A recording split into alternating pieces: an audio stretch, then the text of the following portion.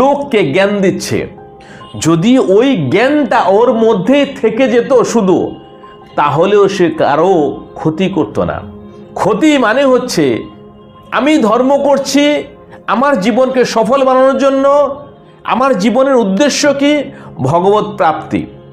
তা না করে আমি সমাজকে আরো অত্যাচার করছি, আমি 10টা লোকের কাজের মধ্যে বাধা দিচ্ছি, আমি 10টা লোকের 10টা বাচ্চার পড়াশোনার মধ্যে ব্যাঘাত করছি।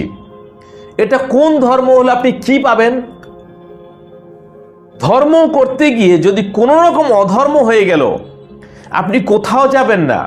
আপনার ওই ড্রেস আর লেপ আর চন্দন তিলক এই সীমিত, এর মধ্যেই আপনি থেকে যাবেন, মাইকের মধ্যে থেকে যাবেন। কেউ মনে করবেন আপনি মরে গেলেও।